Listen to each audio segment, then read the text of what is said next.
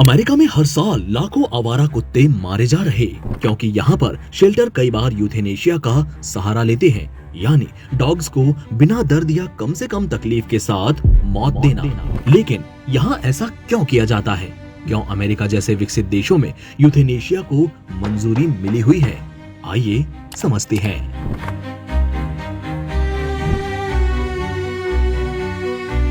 लगभग 1.5 सदी पहले हालात एकदम अलग थे। टाइम ट्रेवल करते हुए 19वीं सदी के न्यूयॉर्क में जाएं तो वहां सड़कों पर कुत्ते आपस में लड़ते या लोगों पर हमला करते दिख जाएंगे। यही वक्त था जब न्यूयॉर्क सिटी के प्रशासन ने कई आक्रामक नियम बनाए और तय किया कि सड़कें डॉग फ्री रहें। डॉग पाउंड बनाए गए जहां सड़कों पर घूमते डॉग्स को रखा जाने लगा। हालांकि ये शेल्टर नहीं थे जहां उनका पूरा ध्यान रखा जाए, बल्कि उन्हें नदियों में डुबोकर मारा जाने लगा।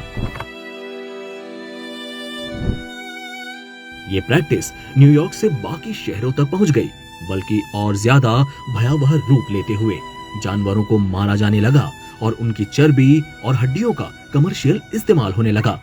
इसी बीच पशु प्रेमी एक्टिव हुए।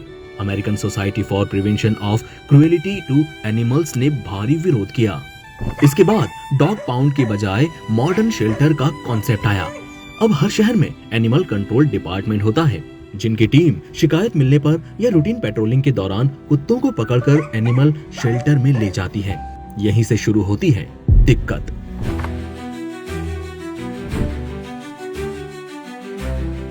अमीर देशों में भी शेल्टर की जगह और बजट सीमित होता है, जबकि हर हफ्ते या महीने बहुत से नए स्ट्रे डॉग्स लाए जा रहे होते हैं।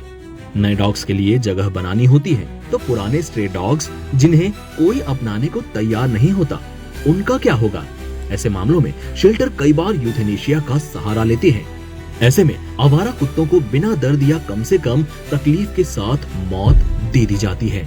असल में बीमार या आक्रामक डॉग्स को लोगों के बीच रहने देना खतरनाक हो सकता है, वहीं लगातार बंद रहना भी उनके लिए तकलीफ देने वाला होता है।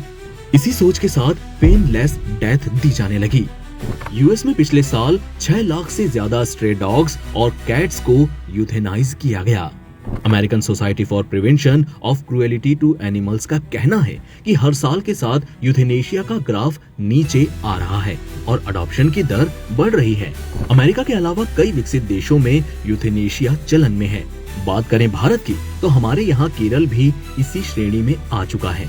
केरल सरकार ने ये तय किया कि गंभीर तौर पर बीमार स्ट्रे डॉग्स को पेनलेस मौत दे दी जाए। इसे prevention of cruelty to animal rules के सेक्शन 8 के तहत लागू किया गया। इसमें साफ है कि अगर कोई पशु गंभीर रूप से बीमार या जख्मी हो जिसका इलाज संभव नहीं है, तो उसे मानवीय तरीके से मौत दे दी जा सकती है। इसके लिए हालांकि पशु चिकित्सक की लिखित इजाजत जरूरी है। इसे ही आधार बनाकर केरल सरकार ने ये नीति लागू की।